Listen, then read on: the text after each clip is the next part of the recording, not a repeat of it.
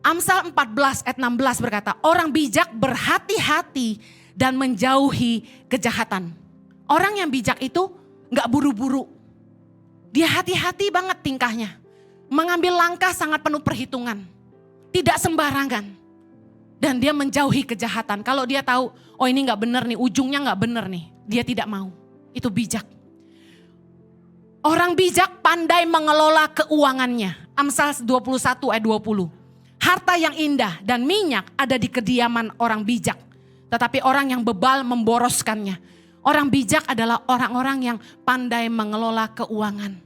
Mereka tidak suka ngutang.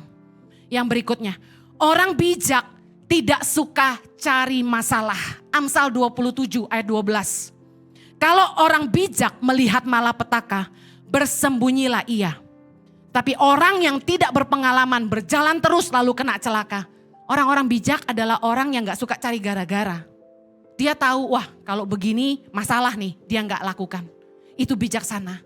Yang berikutnya, orang bijak itu perkataannya membawa damai dan kesembuhan. Amsal 29 ayat 8 berkata, pencemooh mengacaukan kota tetapi orang bijak meredakan amarah.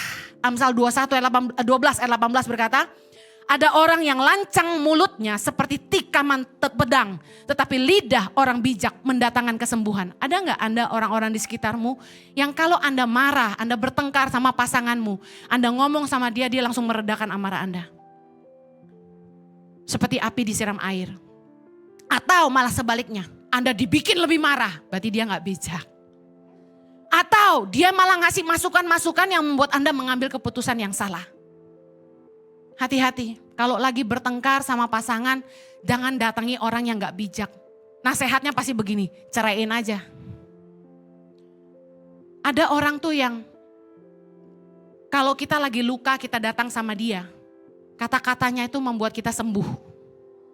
Dia mengingatkan kita sama kebaikan pasangan kita. Dia mengingatkan kita sama kebaikan Tuhan, membuat hati kita bersyukur. Menarik sudut pandang kita ke arah yang lebih baik. Jangan sampai Anda kelilingi diri Anda dengan orang-orang yang malah menambah rusuh, menambah rusak hubunganmu. Menambah pikiranmu jadi makin negatif. Saya akhiri dengan Mazmur 1 ayat 1. Ada 3 kelompok orang yang Anda jangan dengar. Berbahagialah orang yang tidak berjalan menurut, yang pertama, nasihat orang fasik. Yang kedua, yang tidak berdiri di jalan orang berdosa. Yang ketiga, yang tidak duduk dalam kumpulan pencemooh. Tetapi yang kesukaannya ialah Taurat Tuhan. Dan yang merenungkan Taurat itu siang dan malam. Ia seperti pohon yang ditanam di tepi aliran air. Yang menghasilkan buahnya pada musimnya. Dan yang tidak layu daunnya. Apa saja yang diperbuatnya berhasil. 3 kelompok orang yang tidak boleh Anda dengar. Jangan beri telingamu kepada orang fasik. Jangan pernah datang ke orang fasik. Siapakah orang fasik? Matius 23, Yesus mengajarkan tentang orang fasik. Matius 23 ayat yang keempat, kita baca sama-sama. Mereka mengikat beban-beban berat, lalu meletakkannya di atas bahu orang. Tetapi mereka sendiri tidak mau menyentuhnya. Ayat 5, sebab itu, turutilah dan lakukanlah segala sesuatu yang mereka ajarkan kepadamu. Tetapi janganlah kamu turuti perbuatan-perbuatan mereka. Karena mereka mengajarkannya tapi tidak melakukannya. Orang fasik gini, mereka tahu kebenaran tapi mereka tidak melakukan. Cuma pintar mengajarkan tapi sendiri tidak mau melakukan. Hidupnya tidak jadi teladan. Cuma bisa nyuruh orang, naruh beban berat.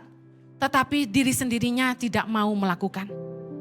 Mulai 15 Oktober 2023, ibadah Impact Community Indonesia akan bertambah menjadi 5 sesi.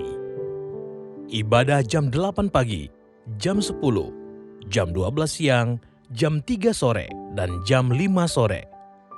Seluruh ibadah berlangsung on-site di Mall of Indonesia, lantai P3, Kelapa Gading, Jakarta Utara. Bagi jemaat yang ingin mengikuti secara online, ibadah live streaming dapat diikuti pada pukul 10 pagi waktu Indonesia Barat di YouTube Impact Community Indonesia